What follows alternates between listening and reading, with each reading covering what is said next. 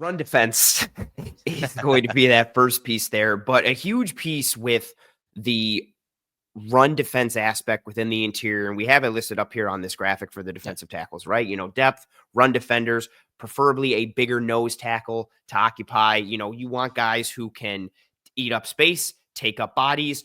We're looking for guys who will not get displaced and knocked off the ball either horizontally or just knocked back north and south. You want guys who can hold the ground, who can anchor, maybe chuck a dude every now and again, stay in their gap, add in, maybe ability to play gap and a half or 2 gap at some times based on playing lighter boxes and 4 down, 4 down defensive linemen, because we know the Bills, when they want to play coverage, they want to keep 7 back. But a big piece of it, and Eric, you and I were talking about this offline, is, and I feel like a lot of fans want just the big, huge, massive plugger, like somebody that they can just sit in the middle and he won't get moved and he'll eat up the space and all that kind of stuff. But when you get those type of guys, you still need the ability to push the pocket a little bit. You still need the ability to have some sort of pass rush pop. You can't have the dial or the sliders turned up all the way towards size and run defense and not have anything in terms of a pass rusher. And that's just general philosophy, but also particular to the Bills. Like, they want those guys who can still penetrate, who can still get upfield.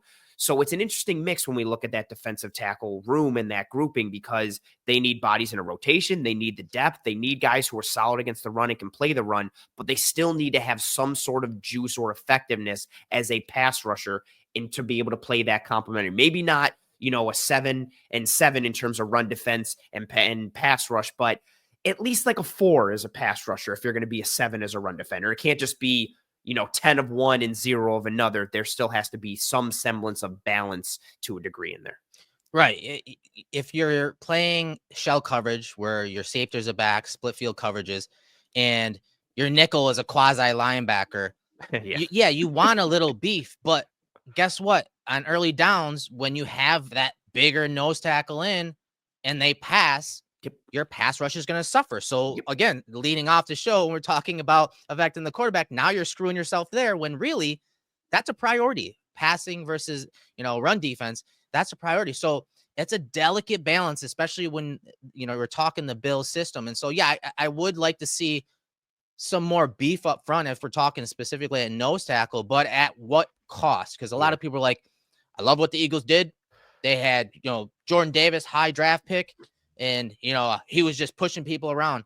Jordan Davis had a lower pressure percentage from the defensive tackle spot than Daquan Jones, DJ Reader, Benito Jones, Tavondre Sweat on defensive tackles that are above 320 pounds.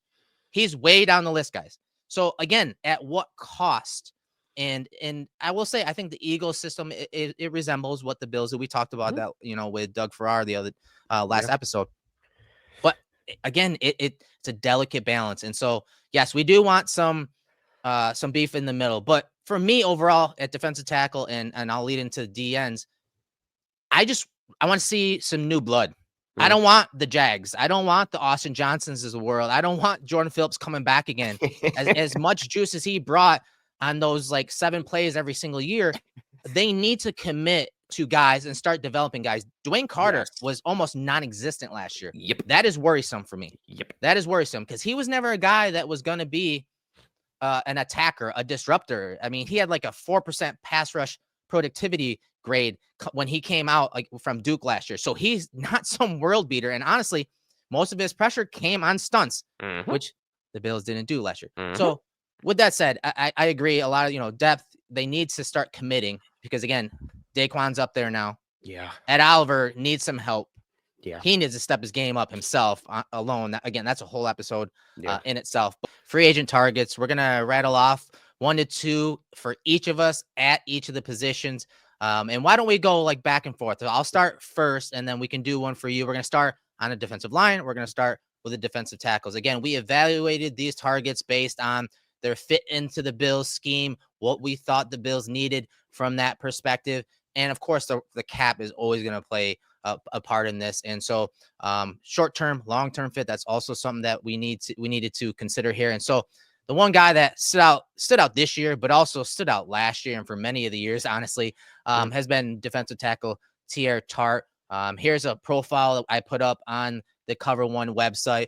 But he's a big guy. He's a long defender, big, wide body. He's got that natural power, and he's able to disengage because of it, or hold at the point of attack because of it. But as big as he is, Anthony, he actually has pretty good agility for his size. He's pretty quick when he needs to be. Again, I think depending on what type of scheme you put him in, he could be a two-gapper in the Titans scheme like he was a few years ago, but he also could be a one-gapper penetrating style D tackle with his size. He's very disruptive, flashes some really quick swim moves, arm overs, uses that length to disrupt offensive schemes. I looked at specifically how he was on first and second down, that early down defender. Again, someone to compete with Daquan at nose tackle, and he was ranked 20th in pressure percentage at 9.7% on first and second downs. And he didn't really offer that much on third downs as a pass rusher. He only had like 27 snaps on third down last year. So I think that could be better if he's, again, in that platoon along the D line, but also in those high leverage situations where, okay, now he had a blow for a couple plays. It's third down. Now you get him on the field at that shade nose tackle position, or even a three tack for that matter. Have him be disruptive, have him take on a couple blockers to free others up. I think he's a very good fit for the Bills' defensive scheme.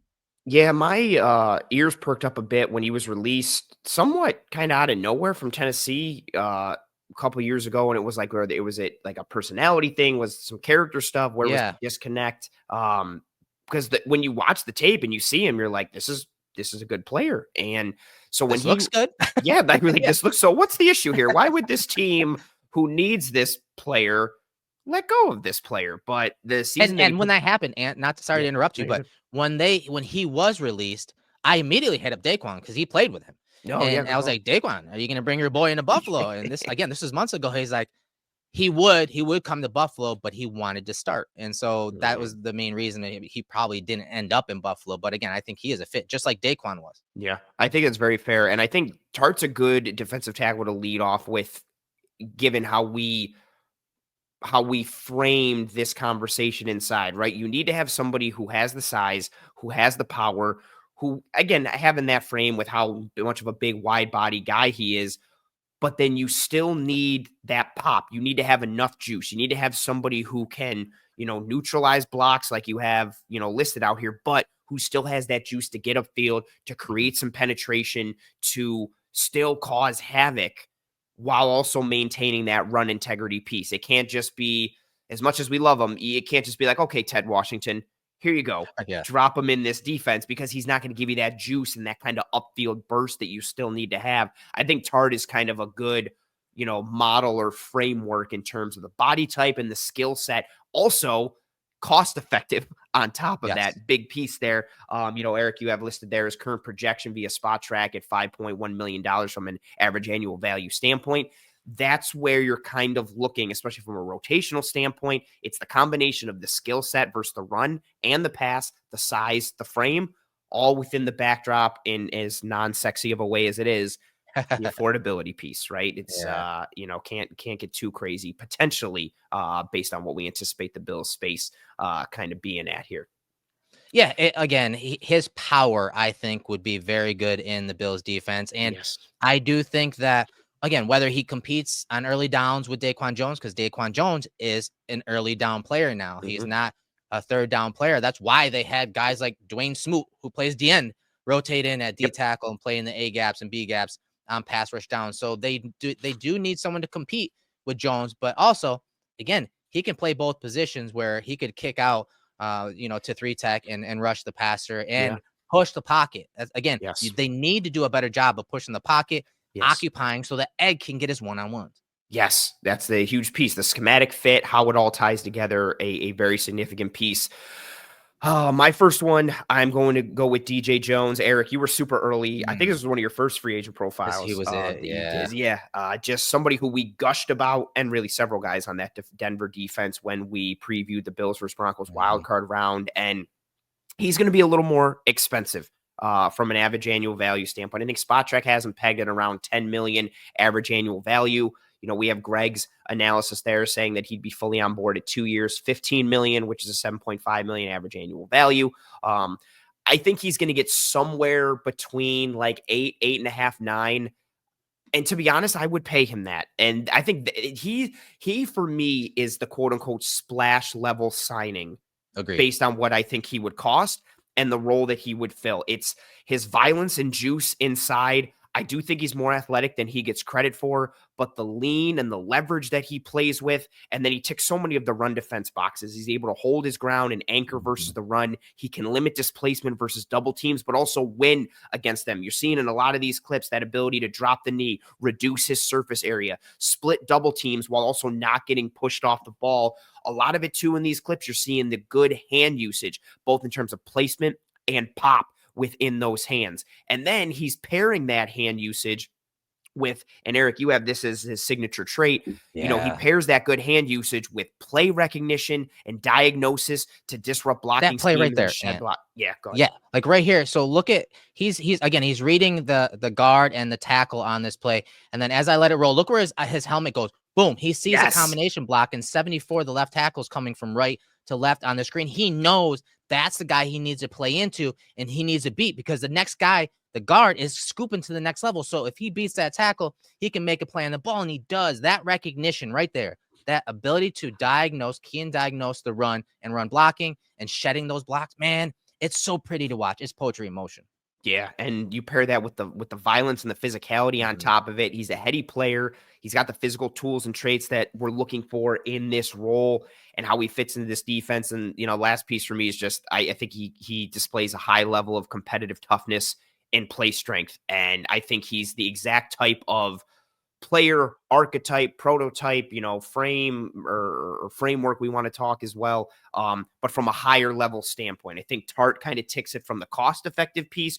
Jones, I think, is a little more dialed up and tuned up in several ways. Obviously, he's going to be more expensive on top of that, but he would be the splash signing that I would look to have and just filling that role. I think he immediately upgrades the interior for the Bills defense and would have a, you know, force multiplier impact for the rest of the guys. That's it. He would make an impact, not just from an individual standpoint, but just imagine the processing and production that you're going to get from Terrell Bernard behind that guy. Behind that guy, a consistent, you know, guy that can take up blocks and occupy, but also, hey, if that offensive lineman is not going to hang on that double team to displace DJ Jones, well, guess what?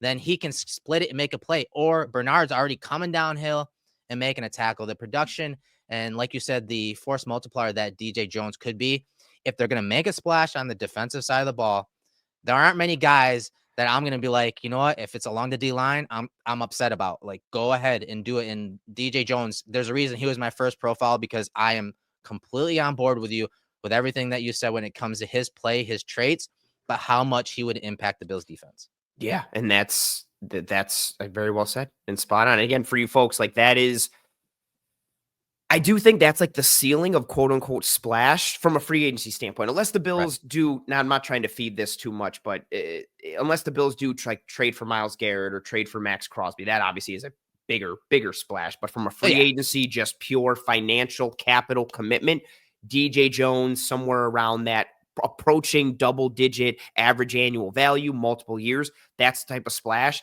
And it may not seem sexy to some. I'd be over the moon if they signed DJ Jones. I would be pumped as hell. Right. And so that would be the splash per se. But a guy that I think could help out on early downs, once again, to compete with Daquan Jones is Foley Fatukasi. He's probably at spot track there at like 3.9 million of AAV for him.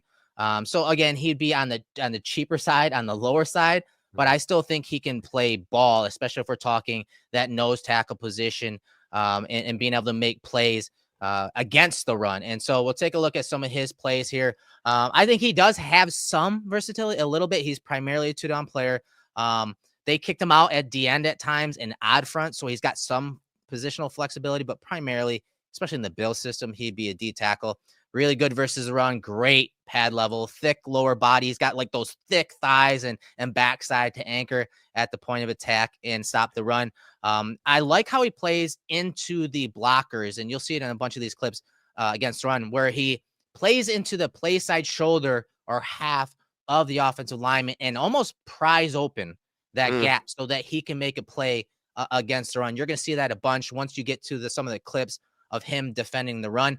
When it comes to rushing the passer, like you're seeing on the screen, it's more of a power rush. He uses that raw strength and leverage to drive the offensive lineman back, and that's where he kind of showcases his power off the snap. But of course, you can see he's a little tight ankle. That lower body is a little. It's more of the short, like the short muscles that don't really have all that much flexibility. A little heavy footed, so you're not getting a lot of agility. You're not getting a lot of change of direction, which is something that we did highlight early on in this breakdown. And so he's going to struggle to finish at the quarterback. But you can see him as a pass rusher. He uses his power to push the pocket. And then against the run, he's using that play side ability of just prying the blocker open and making plays on the ball. Yeah, more of just kind of almost like a straight line player in terms of getting north and south, but being able to impact that while still being able to anchor and have that role within the defense. This is the type of body that I am fine with in terms of a rotational guy, because you know what you're getting. And I think the effectiveness in that role from a run defense standpoint, but still having enough to be able to get upfield and cause some havoc. Yes, he might struggle to, kind of get home and bring that QB down. But a lot of these clips, you're seeing it. Yeah. He's just gumming up the works. And I am very much fine with that on the interior. I think Fatukasi is a really good example of somebody that's just annoying to play against, who has that grit and that sandpaper. And I know some of those proverbials may sound corny, but the Bills need that on the interior. And you're seeing a lot of those clips even come against the Bills right there. The Bills, I know. And that is a thing. Yeah. Scouts, they pay attention to that stuff. When you're going to free agency, the pro scouts say, hey, how did they play against us? Because we have a very good offensive line. And he had 3 or 4 tackles against the run against the Bills. And you're looking at a lot of those clips that in these clips in general, but especially the ones against the Bills, whether it's horizontal or, north and south, he's not getting pushed off the ball. Or if he does, he has that ability to kind of anchor, put his feet into the ground and stop that movement and then redirect, cause problems. He gums up the works. That is very much a signing I could get on board for. And then you have a little bit of that penetration ability on top of it too. But the physicality and the nastiness is just something I think would be welcome to the defensive line. Yeah, he's that low cost type role player that the Bills could add to the Bills D line. And I think he could make some other guys' jobs easier, just not as consistently as DJ Jones. That's for sure. Yeah, very fair, very fair. But again, you got to get with that mix of, is it somebody who's higher tier? How much of a high tier can you hit? How much of a rotational guy can you get? I am going to bring up my next guy who fits kind of into that rotational piece, Roy Lopez from the Arizona Cardinals.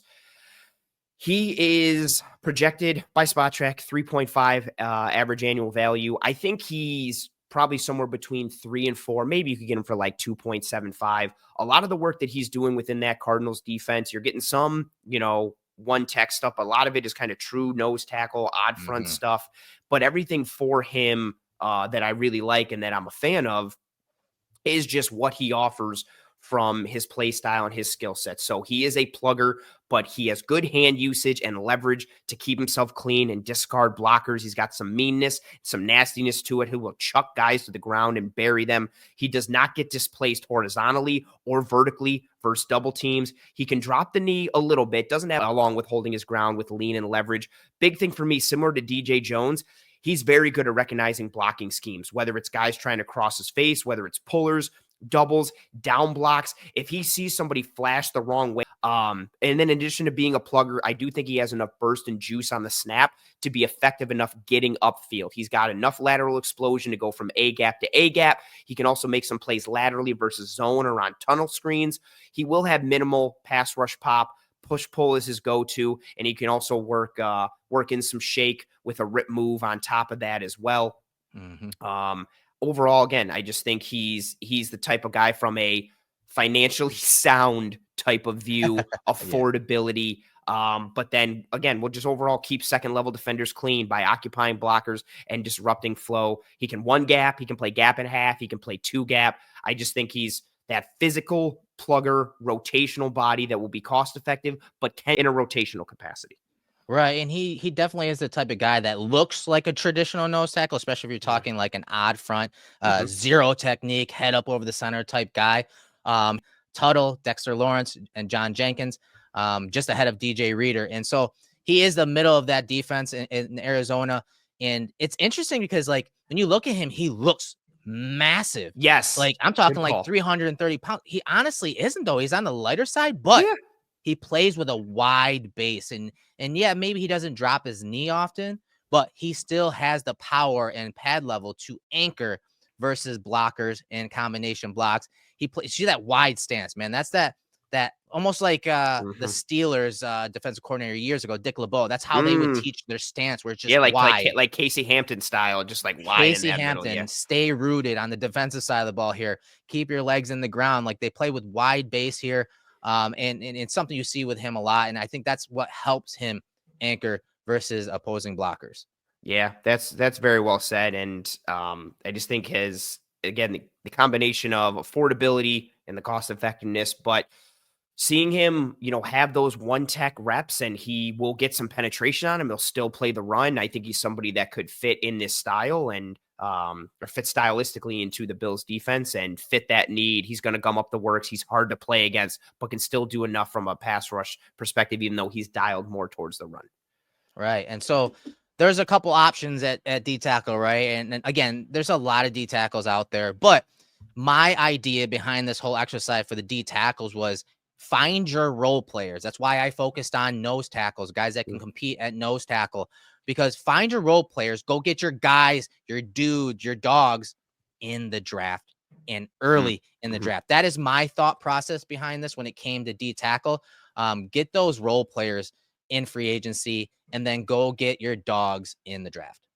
Yeah, I think that's fair. And it also kind of goes along with our idea of they need to start to get some new blood and ones that they can commit to. And if they can identify that in the draft, and you have guys that are under cost control for 4, maybe 5 years, if you get a guy in the first round and you have that option that you pick up, they need to, in addition to be able to kind of fixing this group up front for 2025, they also need to just not have to do this dance every offseason where it feels like they have to retool the defensive line. And okay, we've only got 2 or 3 guys under contract across the entire defensive line. Time to bring in a new group. Like, no, they need to be able to have some consistency and some solidarity and sustainability up there.